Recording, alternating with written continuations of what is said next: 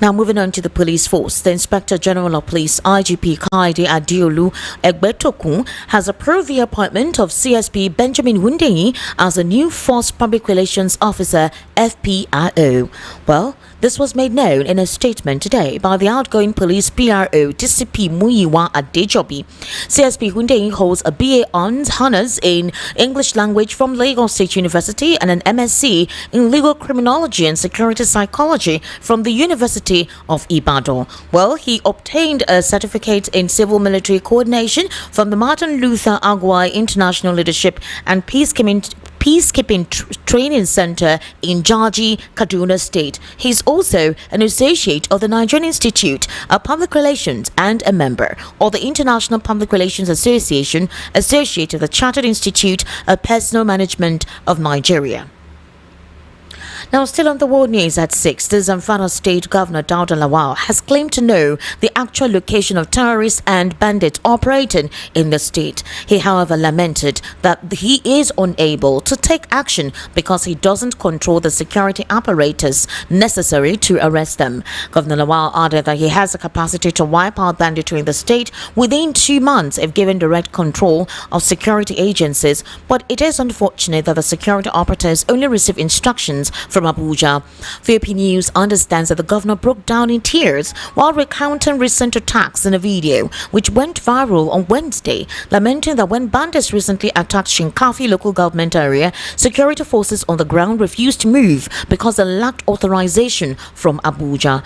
Lawal insisted that with this knowledge of the terrain and the locations of criminal leaders, he could swiftly end the menace if he had the necessary powers. Despite what he described as a politicization of security, Governor Lawal said his administration has continued to support security operatives with logistics and funding. He said 150 patrol vehicles have been distributed to the police, military, Department of State Services and Civil Defense, while thousands of community protection guards and over 2,000 hunters from Borno and Yobe states have been recruited to join the fight. He says, "We're working to provide water, schools, other amenities because we know that when people live well, peace is easier to achieve." You're currently listening to the World News right here in Voice of the People, 90.3 FM. We'll take a very short break. When we return, more news, and we'll head into a news analysis segment. Do kindly stay with us.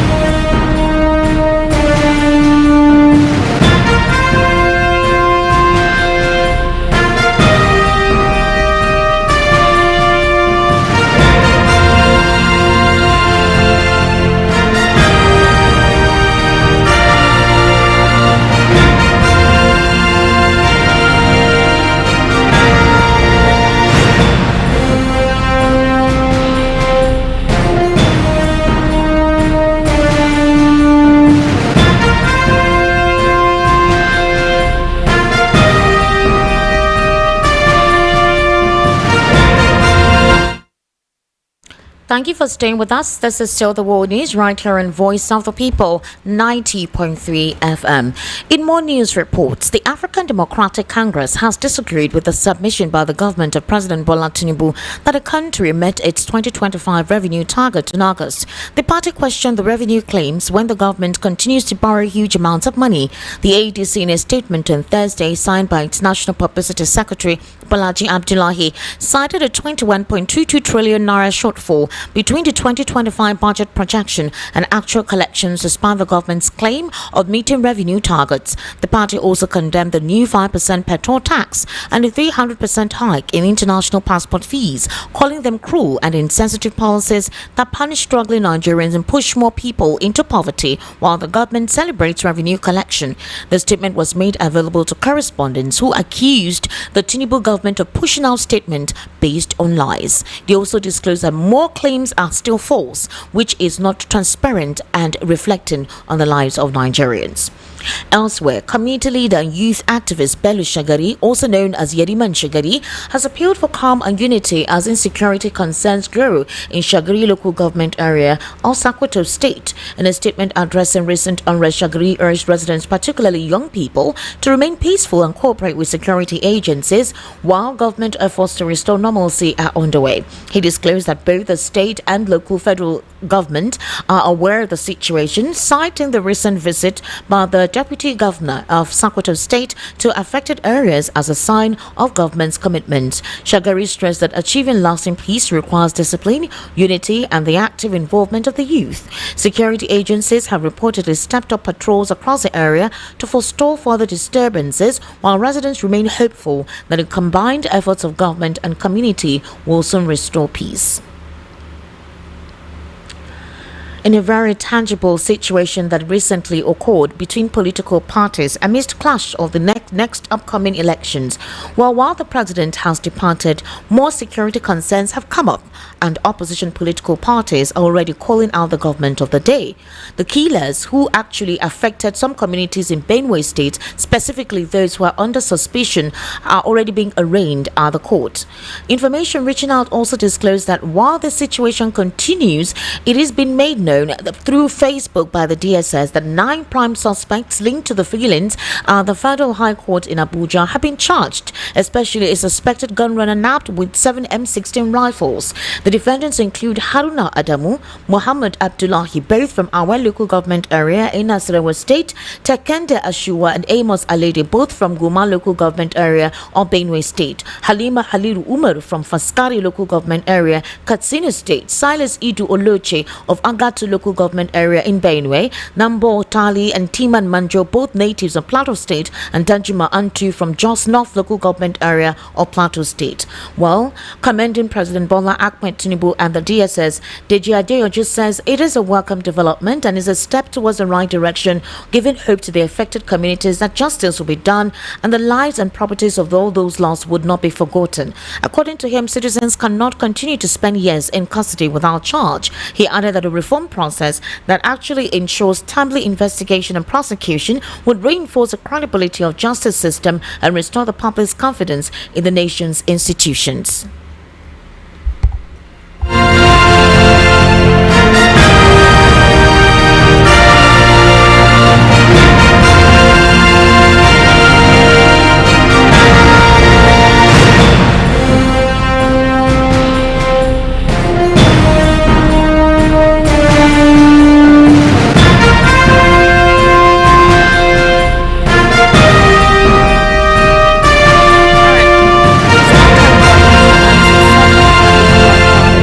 With Barrister Fred Nzako. Barrister Fred Nzako, good evening and thank you for staying with us right here on Voice of the People, 90.3 FM. Barrister Fred, good evening. Good evening. Thank you very much, Barrister Fred. Quite a lot of situation has evolved, but the first one that is the point of concern is the president traveling or going on leave for 10 days. He's actually traveling to Europe, and we have quite a lot of issues ongoing in the country, particularly the spate of insecurity across several sectors. Nigerians are saying, specifically, and some analysts like yourself, that since the president resumed his role as the president of the Federal Republic of Nigeria, he has traveled in the space of 2 years more than any other president since our democratic dispensation commenced in 1999. For example, as you do know, that the president attended the inauguration of President John Dramani Mahama in Ghana. He traveled to Rome, Italy to attend the inauguration of Pope Leo. He also traveled to Brazil for a state visit to enhance cooperation in trade and agriculture. So critics are arguing that while the trips project Nigeria's presence in in the global stage, it is yet to yield any tangible economic relief for citizens battling high inflation, insecurity, and declining living standards. So, how many times in a year is the president supposed to go and leave? Well, when you talk about whether the president should go and leave or not, yes, he's entitled to his leave. But statutorily and constitutionally, there's no stipulated number of times he can go on leave. That is why everything must not be legalistic. Everything must not be statutory.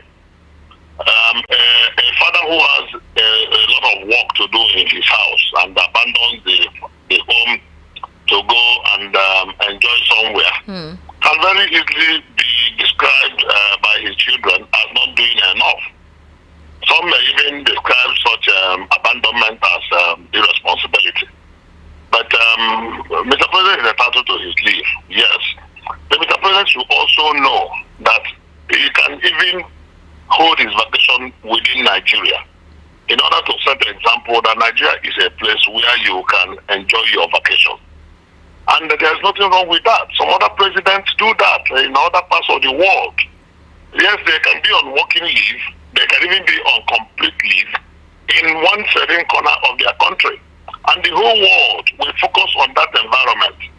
Because he can even stay there and grant the international press conferences and interviews to international media. And once that is done, that particular environment will now receive a buoyant attention from the international community that this is a lovely place where you can hold your vacation and then enjoy your leave.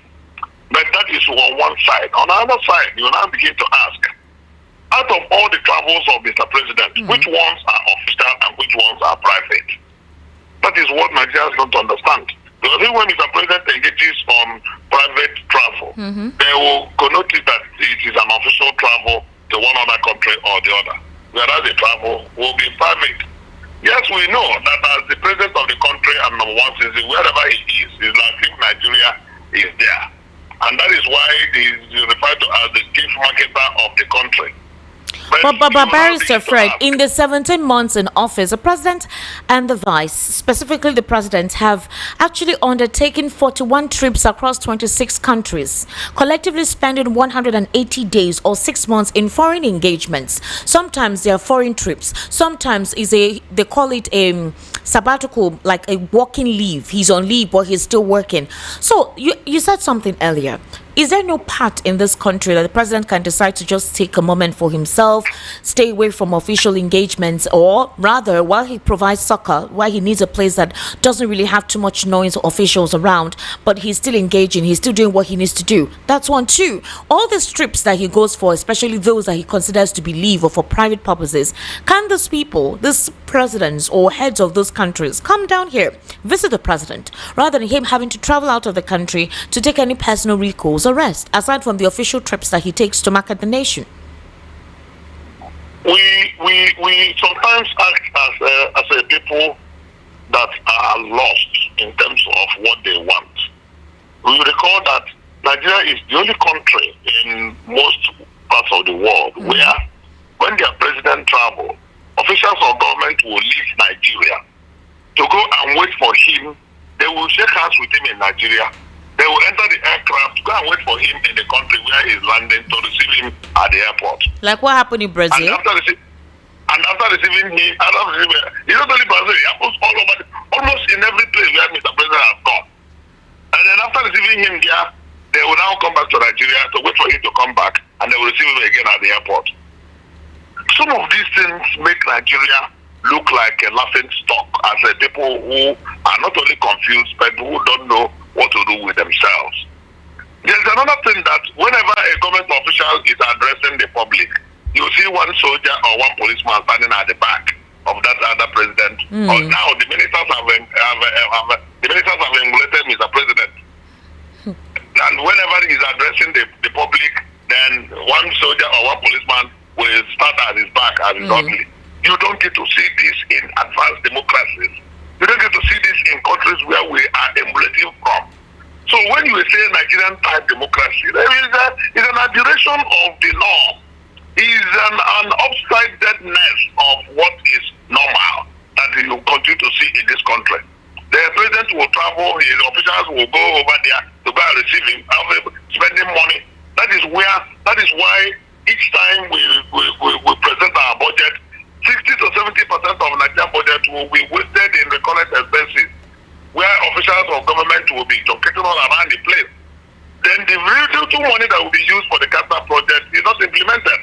where contractors are going on strike all over the place. In Abuja, in FCT, at the federal level, and even at state levels, because we major in the minor. Now, Mr. President, you have asked a critical question. Can Mr. President enjoy any part of the country? Can't he enjoy any part of the country? Call it a presidential resort, and then use that as an opportunity to develop the place. Which part of Nigeria that used to be fine, that is still fine today?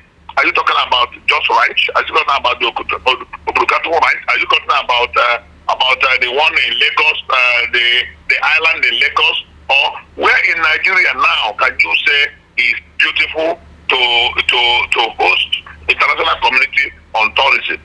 We must be serious about when we are talking about tourism. We must be very intentional about making our institutions to be fine, to attract local people and then foreign people. Kenya as a country makes so much money in tourism. So much. Is there anything wrong with making a place like Zamfara a tourist center? You go to UK, the Buckingham Palace is a tourist center. So many people go there to go and see what Buckingham Palace is. They have now shifted from the Buckingham Palace to another palace where the Queen or the King is staying. And the former one has been turned to tourism.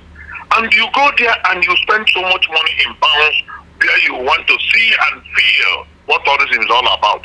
If you are not intentional about tourism, you cannot make any money out of it. Nigeria has a lot of beautiful scenery and environment. You only see them being showcased on national television, and you don't get to see the impact in the life of the people to attract both people in Nigeria and the people from outside. There are many people in other parts of the world that they don't even bother going to other countries because they need to see the other parts of the country where they belong to. All right, Barrister Fred. We need to enjoy traveling to other parts of Nigeria on tourism and on vacation, but not anymore. Barrister Fred, everything that you have actually said is something that is worth thinking about. It's a logical line of reasoning. But let's look at things in this particular angle. A couple of Nigerians believe that maybe there are some medical situation that the president needs to visit most of these countries for. Ideally, the talk was that where he visits or where his doctor is in Paris.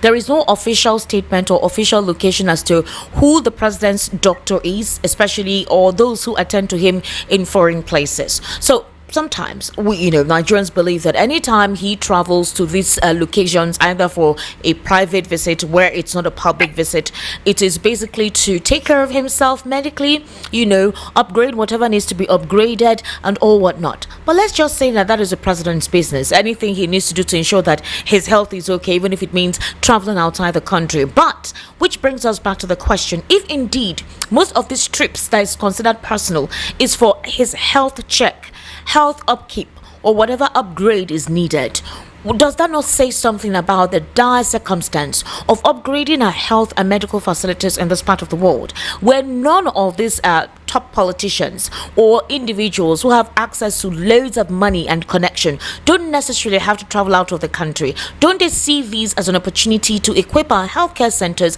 and make it a world standard? That it would be important. For example, you saw what happened during COVID. A lot of them were stranded because they used to travel out of the country to take care of themselves. So, what would you say to this particular perception a couple of Nigerians have for the president traveling most times, especially on trips that are supposedly undisclosed?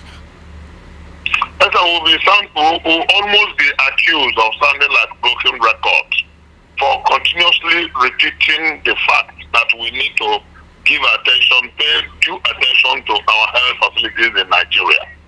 It will be very, very unfair, not only on the Nigerian people, but on the Nigerian country, that we do not pay attention to our healthcare facilities.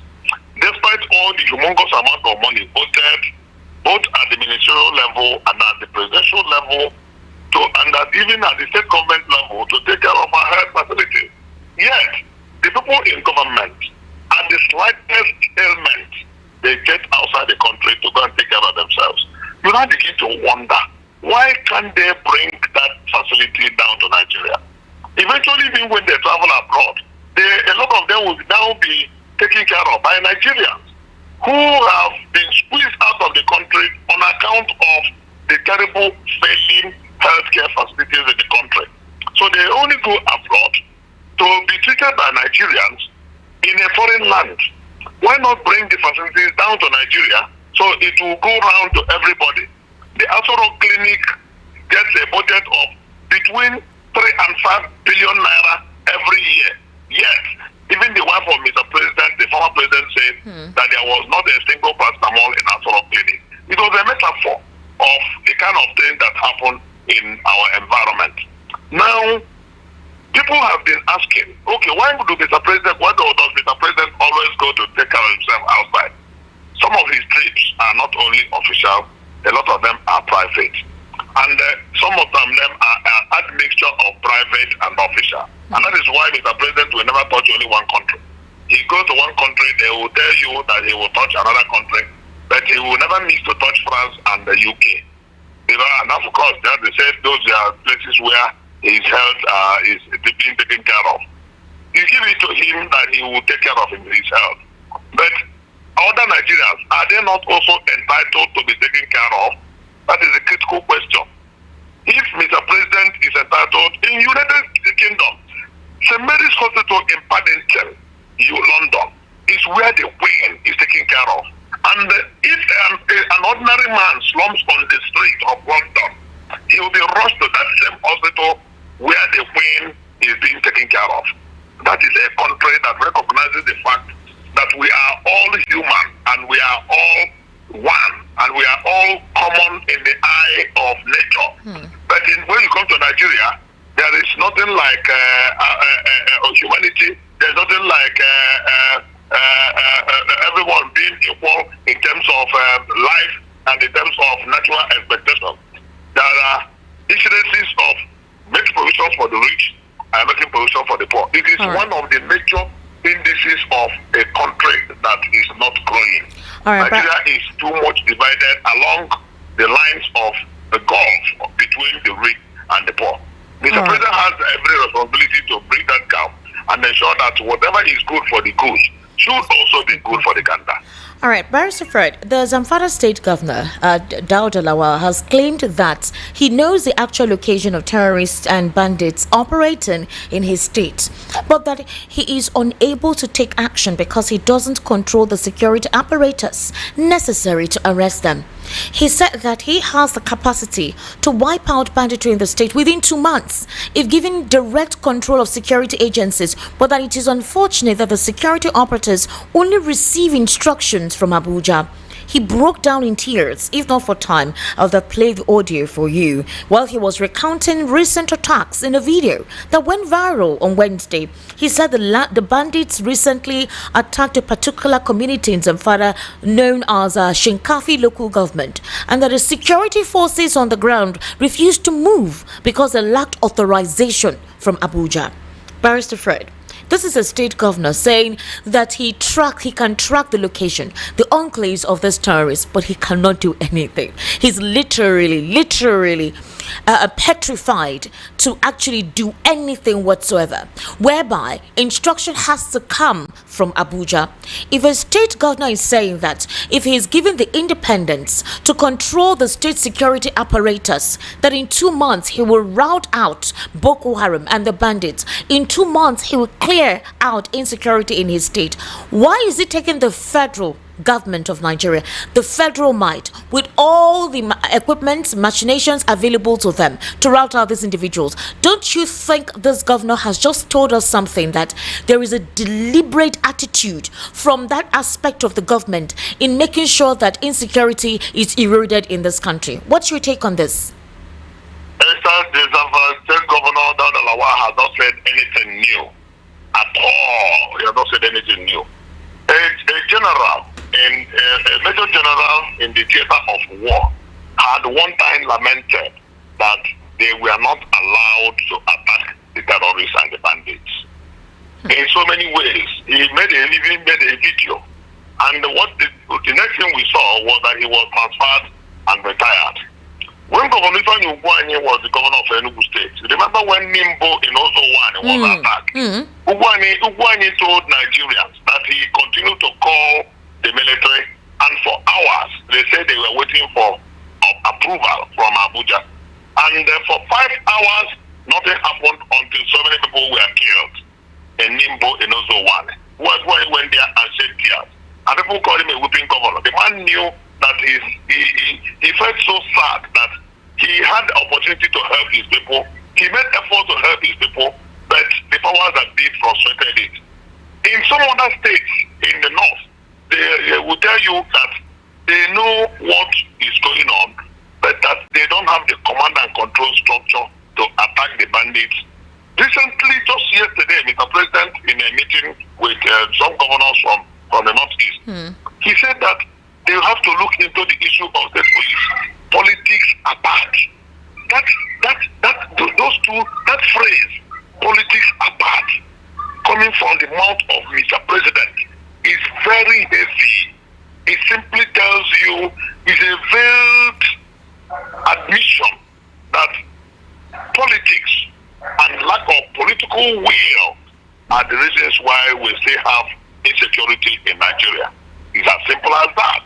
Analysts in security in the industry have analyzed that, and they've said Mr. President has lifted the veil. And he said politics apart. And that is why we have been talking about the need to establish state policing structure in Nigeria. Every government that has come to power right from 2014 up to today had campaigned on providing state police structure in the country and devolving power. The president has said that they are considering introducing state police. The president has actually indicated that. This is not the first time. There was a committee set up by President Muhammad Buhari, headed by Rufai, that handled the issue of state police. They brought their recommendation, nothing was done. Mr. President Bola Ahmed Tinubu has also highlighted the need for establishment of state police. He had even mentioned it. He had even given an executive order in that regard. But it was swept under the carpet.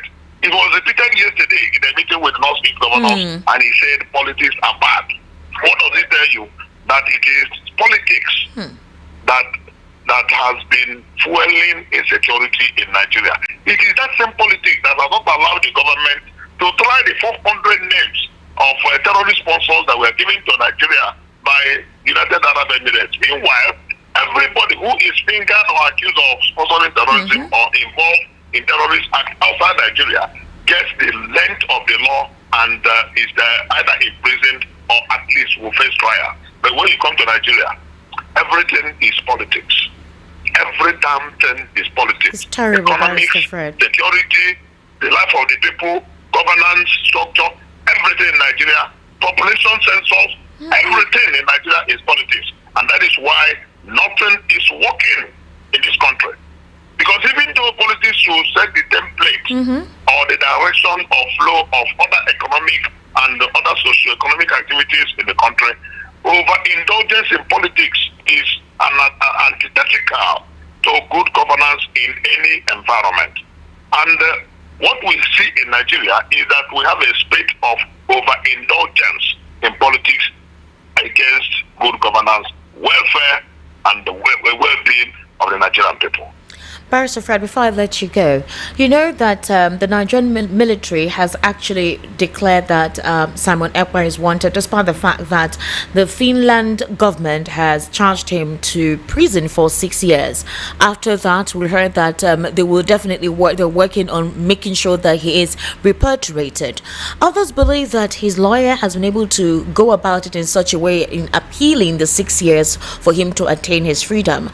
Some of his followers are actually quite determined and confident that he will not spend 6 years as stipulated by the Finnish court. There are talks that appeals are ongoing to reduce the sentencing or grant him bail, as the case may be, and while the federal government of Nigeria is considering repatriation. So a lot of questions now came on board. If the federal government of Nigeria is considering repatriation, possibly after 6 years of Simon Ekpa's imprisonment in Finnish custody, will that serve as a major deterrent? Wouldn't we see another situation that is ongoing now with Nnamdi Kanu, that his case has been ongoing for so long? Others also believe that the situation with Simon Ekpa and the Nigerian government is political. Others also say that with how the Finnish government expedited the process, that it is very possible that they got concrete evidence against him, but that the Nigerian government may not have been able to expedite the process. So the big question is this, Barrister Fred Nzako, is there any way, after the court has sentenced Simon Ekpa to 6 years in prison, of getting any form of appeal that may reduce the sentencing or possibly free him, based on the recent declaration that we've heard from the Finnish government? The Nigerian government is playing to the gallery and they are living in denial. They just want to appear and sound serious. They know that they are not serious. They themselves know they are not serious. One, we don't have an extradition treaty with Finland. Okay. So they will not even extradite. Even if Simon Ekpa was not a Finnish citizen, okay, Finland will not extradite anybody to Nigeria. Meanwhile, Simon Ekpa is a citizen of Finland. They treated him as their citizen, they treated him as their son, and then they sentenced him based on their own laws, not based on Nigerian laws. Okay. So Nigeria is only trying to massage their ego and romance the stone of emotionalism. They know that they are not serious. Once, Simon Ekpa was not going to be repatriated because Finland will not touch them. Meanwhile, we don't have what we call prisoner exchange policy with Finland. Okay. If we had the prisoner exchange policy, you could say, okay, some Nigerians who are serving prison sentences in another country could be repatriated to Nigeria, and if we have any of the country citizens in Nigeria, we'll send them back so that they will go and do their terms in their home country. Yeah. We don't have that with Finland. So on what basis would they repatriate Simon Ekpa? Meanwhile, even when they had the opportunity to bring Simon Ekpa down, if they wanted to do so, why did government not ordinarily render him the way they rendered Nnamdi Kanu and bring him here for trial? They now waited until Finland took action as a serious-minded country who does not tolerate international terrorism. Now Nigeria is jumping up and down as if Finland is kowtowing to their own expectations. Finland did not do all those things because of Nigeria. They did those things because of international community. If it was only Nigeria's interest, they would not do that, what they did. They did that because terrorism is an international crime. And the terror in one country is treated seriously as terror in any other country. Because injury to one is injury to all. And that is why they treated someone else the way they did. So Nigeria does not come to their contemplation. Otherwise, all the while that Nigeria has been applying, even though Finland said there was time, the Finnish ambassador here said that there was no application from Nigeria. Nigeria's government was claiming that they had applied for Finland to the protect Ekpa. The ambassador came on national television and said they never got any application from the country or any serious move towards bringing down Simon Ekpa for any reason whatsoever. So all these things are unnecessary propaganda, unnecessary politicking, and unnecessary lies that our government has been bedeviled with. A government that does not tell the citizen the simplest truth cannot be trusted on serious issues. So what is left for them to do is face the ones here locally. That one outside has been taken care of. What of the ones locally here? What of the ones locally here? That one has been taken care of. Take care of the one that are terrorizing the country here, and then we'll have peace. I think the whole thing is just smoke without fire and making unnecessary noise without seriousness. Barrister Fred Nzako, thank you so much for taking your time and giving us more insights into some of the stories read out on the World News at 6. I sincerely do appreciate your input. Many thanks. Many thanks. Thank you so much, Barrister. All right, good evening. And just before we go, let's head on to stories outside the shores of Nigeria, where we get to look at stories outside the shores of Nigeria. In a very recent development actually happening now, the U.S. Health Secretary, RFK Jr., is appearing before a fiery Senate committee. The hearing begins with Democratic Senator Ron Wyden accusing Kennedy of elevating crackpots. Kennedy goes on to say that the Centers for Disease Control and Prevention failed miserably miserably during COVID. Also, senators question his policies. The health secretary disclosed that the U.S. is the sickest country in the world. At one point in an argument, actually, they disclosed, however, that millions of Americans actually died from COVID and that they do not know why many of them died. Senator Bernie Sanders later asked RFK Jr. if he accepted the COVID vaccine was a miracle. The health secretary said it saved quite a few lives. Kennedy said and called that the false claim from former CDC chief Susan Monares that he told her to sign off on vaccine recommendations that didn't have a scientific basis, and agreed that she was lying in an op-ed published today in the Wall Street Journal. He also said an overhaul of the CDC, that is the Center for Disease Control, from where he has fired several top advisors and employees, was absolutely necessary, and that the agency failed miserably during COVID. Senator Bernie Sanders asked if he accepted the COVID vaccine was indeed an up-notch, but RFK said no, it only saved quite a few, but millions of Americans died in that particular time. And that's a wrap on the world news at 6 right here in Voice of the People, 90.3 FM. My name is Esther Mwachukwu. Do stay tuned with us for the evening rush. Good evening.